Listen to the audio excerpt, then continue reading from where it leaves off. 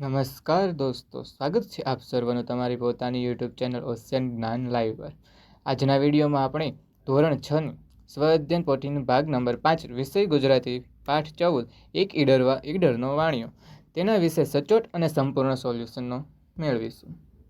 તથા તમને જણાવી દેવામાં આવે કે આપણી આ ચેનલ પર ધોરણ 6ની સ્વઅધ્યયન પોથીના ભાગ નંબર 5ના દરેક પાઠના સોલ્યુશનના વિડીયો મુકાઈ ચૂક્યા છે, જેના અભ્યાસ માટેની લિંક નીચે આપેલ ડિસ્ક્રિપ્શન બોક્સમાં આપેલ છે। અને પછી કયા પાઠનું સોલ્યુશન તમારે જોઈએ છે તે નીચે આપેલ કોમેન્ટ બોક્સની અંદર જણાવશો। વિડીયો પસંદ આવે તો લાઇક કરવાનું અને ચેનલને સબસ્ક્રાઈબ કરવાનું ભૂલશો નહીં, તથા નીચે આપેલ કોમેન્ટ બોક્સમાં એક સરસ મજાની કોમેન્ટ આપવાનું પણ ભૂલશો નહીં। તો આપણે શરૂ કરીએ 14મો પાઠ એક ઈડરનો વાણિયો। પ્રશ્ન 1, પ્રાસયુક્ત શબ્દ લખો। તો પહેલામાં આપેલું છે નામ। નામનું પ્રાસયુક્ત શબ્દ કયા કયા આવશે? તો ગામ, કામ, દામ, રામ। તથા બીજામાં આપ્યું છે બાર। બારના પ્રાસયુક્ત શબ્દો કયા કયા આવશે? તો કે વાર, તાર, પાર, હાર। ત્રીજામાં આપ્યું છે સબોસબ। સબોસબના પ્રાસયુક્ત શબ્દો ટપોટપ, છલોછલ, ગબોગબ તથા સબોસબ। ચોથામાં આપ્યું છે ગાવ। ગાવના પ્રાસયુક્ત શબ્દો વાવ, ભાવ, દાવ તથા તાવ। પાંચમામાં આપ્યું છે જંગ। જંગના પ્રાસયુક્ત શબ્દો કયા કયા? તો કે રંગ, સંગ, ભંગ અને અંગ। હવે આવે છે પ્રશ્ન 2। પ્રશ્ન 2માં શું કહેવામાં આવે છે? તો પ્રશ્ન 2 કહે છે કે વાક્ય વાંચી લીટી દોરેલા શબ્દનો અર્થ લખો। તો પહેલું વાક્ય કહેવામાં આવે છે કે નેહા રોનિકાની વાટ જોતી હતી। તો અહીં વાટનો અર્થ એ કહેવામાં આવે છે કે રાહ તથા રાહ જોવી। બીજામાં આવે છે કે દીવાની વાટ ઝળહળતી હતી। તો વાટનો શું અર્થ થશે? દીવો પ્રગટાવવા માટેનો દોરો। ત્રીજામાં શું આવશે? દિવાળીનો તહેવાર આવતા રત્ન કલાકારોએ વતનની વાટ પકડી। તો એમાં આવશે વાટ। વાટનો અર્થ શું થશે? તો કે રસ્તો અથવા માર્ગ। ચોથામાં શું આવશે? તો કે શેરપાએ હિંમત અને ધીરજ ધરી એવરેસ્ટ સર કર્યો। તેમાં ધરીનો અર્થ શું થશે? તો કે રાખી તથા ધારણ કરી। નંબર 5, પૃથ્વી પોતાની ધરી પર પરિભ્રમણ કરે છે। તો અહીં ધરીનો અર્થ એ થાય છે કે અક્ષ અથવા પાયો। નંબર 6, હું નહીં એકલો, હવે બતાવું રંગ। જેમાં રંગનો અર્થ થાય છે અસર અથવા પ્રભાવ। નંબર 7માં આવે છે કે ભારતે ક્રિકેટ વિશ્વકપ જીતી રંગ રાખ્યો। જેમાં રંગનો અર્થ થાય છે કે પ્રતિષ્ઠા અથવા લાજ રાખવી। 8માં આવે છે લાલ, પીળો અને વાદળી એ મુખ્ય રંગ છે। અહીં રંગનો અર્થ થાય છે કલર। પ્રશ્ન 3, કોણ બોલે છે તે લખો। નંબર 1માં આવે છે કે હું એકલો નથી, મારે 12 સાથી છે। આ વાક્ય ધોળો બોલે છે। બીજામાં આવે છે આજે તારી પાસે બધો માલ આપી દે, પાસેનો બધો માલ આપી દે। આ વાક્ય બોલે છે ચોર। ત્રીજામાં આવે છે ધોળો આવા દાવ ક્યાંથી શીખ્યો હશે? તો આ વાક્ય બોલે છે પણ ચોર। ચોથામાં આવે છે મને એકલો ન સમજો, હું હવે મારી બહાદુરી બતાવું છું। આ વાક્ય બોલે છે ધોળો। નંબર 5માં આવે છે જો 12 જણા છૂટશે તો આપણે મર્યા સમજો। આ વાક્ય બોલે છે ચોર। નંબર 6માં આવે છે તમારા 12 સાથીના નામ અમને ગણી બતાવો। આ વાક્ય બોલે છે બાળકો। મિત્રો, હવે આવે છે પ્રશ્ન નંબર 4। આપેલ પંક્તિને વાક્ય સ્વરૂપે લખો। જેમાં ઉદાહરણ આપવામાં આવ્યું છે કે રસ્તે અંધારું થયું, ચડ્યો બીજી વાટ। જેને વાક્ય સ્વરૂપે એ રીતે લખાશે કે રસ્તામાં અંધારા થતાં બીજા રસ્તે ગયા। પેલો આવે છે કે નથી કદી હું એકલો, સાથી મારે 12। આને વાક્ય સ્વરૂપે કઈ રીતે લખાશે મિત્રો? તો કે મારી સાથે તો 12 જણા છે, પછી મારે શા માટે ડરવાનું હોય?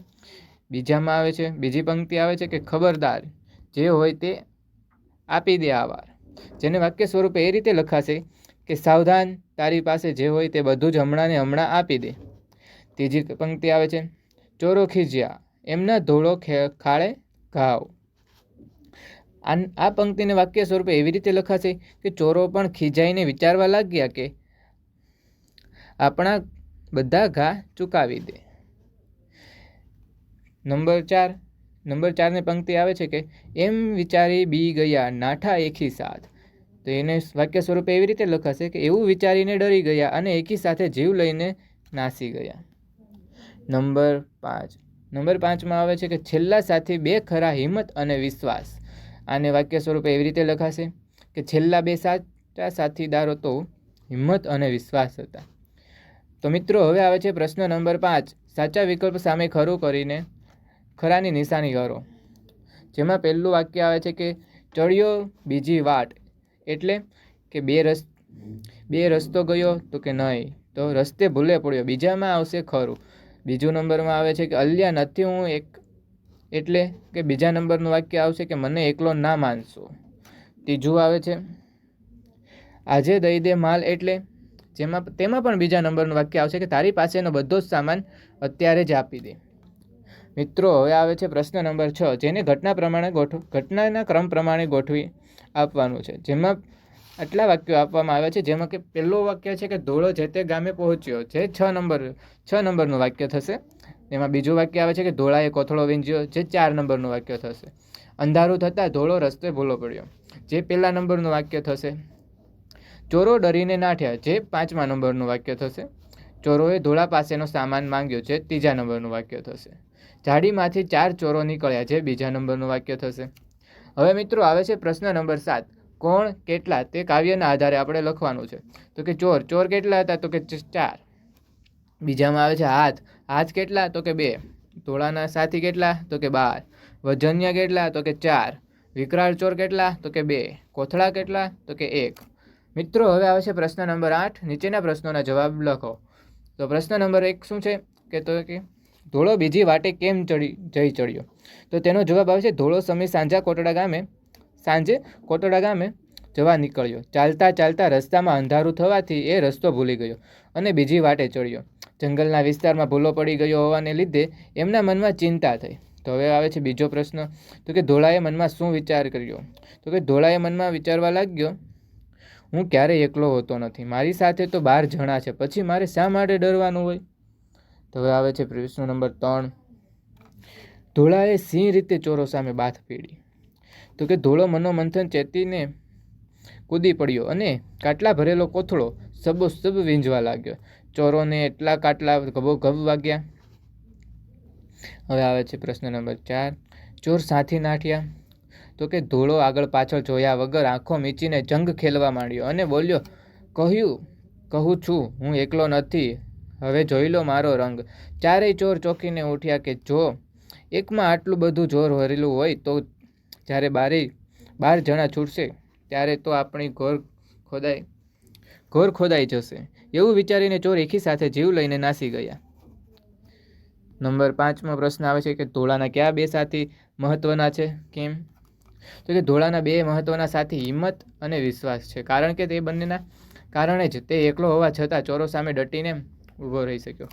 તો મિત્રો તમને જણાવી દેવામાં આવે કે આપણી ઓશિયન જ્ઞાન લાઈવ ચેનલની એપ્લિકેશન જે છે તેના પર બ્રહ્માસ્ત્ર બેન્ચ લોન્ચ થવા જઈ રહી છે, જેને 77મા પ્રજાસત્તાક દિનના નિમિત્તે 77 વિદ્યાર્થીઓને 77% ડિસ્કાઉન્ટ આપવામાં આવશે, જે માત્ર 5500ની બેન્ચ છે, જે આપણને 1265 રૂપિયામાં તમને મળશે. તો આ બેન્ચને તમારે લેવા માટે તમે નીચે આપેલા મોબાઈલ નંબર 7046222254 ઉપર કોલ કરીને તમે માહિતી મેળવી શકો છો, તથા આપણી આ જે એપ્લિકેશન છે ઓશિયન જ્ઞાન લાઈવ તેને ડાઉનલોડ કરીને પણ તમે માહિતી મેળવી શકો છો. આ ઓફર વેલિડ માત્ર 26 જાન્યુઆરી 2026થી લઈને 31 જાન્યુઆરી 2026 સુધી વેલિડ રહેશે, જેમાં તમને મુખ્ય 4 વિષયો શીખવવામાં આવશે: વિજ્ઞાન, સમાજ, ગણિત અને અંગ્રેજી. તો મિત્રો આ બેન્ચ પરચેઝ કરવાનું ભૂલશો નહીં, તથા તમે નીચે આપેલા નંબર પરથી આ બેન્ચ લઈ શકો છો. તો હવે મિત્રો આવે છે પ્રશ્ન નંબર 9, રેખાંકિત શબ્દને લાગુ પડતો શબ્દ કૌંસમાંથી શોધીને લખો. આ આપેલા છે આપણી પાસે કૌંસ, તે શોધીને આપણે નીચે આપેલા આ શબ્દને નીચે આપેલા વાક્ય અનુસાર લખવાનું રહેશે. તો કે પહેલું વાક્ય આપ્યું છે કે ગિરનાર ગુજરાતનો ઊંચો પર્વત છે. તો કે ગિરનાર વ્યક્તિવાચક. નર્મદા ગુજરાતની મોટી નદી છે, તો એમાં નર્મદા તે વ્યક્તિવાચક. બોરડી પર બોરના ઝુમખા હતા, તો કે ઝુમખા સમૂહવાચક. સોનું કિંમતી ધાતુ છે, તો કે સોનું દ્રવ્યવાચક. વાંદરાનું ટોળું હુપાહુપ કરતું આવ્યું, ટોળું સમૂહવાચક. નંબર 6, પતંગની દોરીથી ઘાયલ પક્ષીને જોઈ દક્ષને દયા આવી, દયા તે ભાવવાચક. મિત્રો પ્રશ્ન નંબર 10 છે, અધૂરી વાર્તા પૂર્ણ કરો. આપણને અહીં જે વાર્તા આપવામાં આવી છે તેને આપણી રીતે પૂર્ણ કરવાની રહેશે. તો કે વાર્તા કંઈક એ રીતની છે કે 2 છોકરા હતા, બંને વાતોએ ચડ્યા, બંનેને આકાશમાં જવાનો વિચાર આવ્યો. એક દિવસ તેઓ ગામના બુદ્ધિશાળી કાકાને પોતાની ઈચ્છા કહી. કાકાએ તેમને વિમાન, રોકેટ અને વૈજ્ઞાનિકોની વાતો સમજાવી. છોકરાઓએ સમજાવ્યું કે આકાશમાં જોવું રમૂજની વાત નથી, મહેનત અને અભ્યાસની જરૂર છે. તેથી બંનેએ મન લગાવીને અભ્યાસ નક્કી કર્યો. વર્ષો પછી એક પાયલોટ બન્યો અને બીજો વૈજ્ઞાનિક બન્યો. આ રીતે બંનેના સપના સાચા માર્ગે પૂરો કરી તેઓ આકાશને સ્પર્શી શક્યા. તો મિત્રો, તમને આ વિડીયો સારો લાગ્યો હોય, પસંદ આવ્યો હોય તો અમારા આ વિડીયોને લાઇક કરજો, શેર કરજો તથા અમારી આ ઓશિયન જ્ઞાન લાઈવ ચેનલની જે એપ્લિકેશન છે, જ્યાં તમને 77% ડિસ્કાઉન્ટ આપવામાં આવે છે, તે એપ્લિકેશન ડાઉનલોડ કરવાનું ભૂલશો નહીં. અને નીચે આપેલા નંબર ઉપરથી તમે કોલ કરીને આ બેન્ચ તમે પરચેસ કરી શકો છો અથવા ખરીદી શકો છો. તો થેન્ક યુ મિત્રો, આભાર આ વિડીયો જોવા માટે. તો આ વિડીયોને લાઇક કરો, શેર કરો અને નીચે આપેલ કોમેન્ટ બોક્સમાં તમારો પ્રતિભાવ આપો.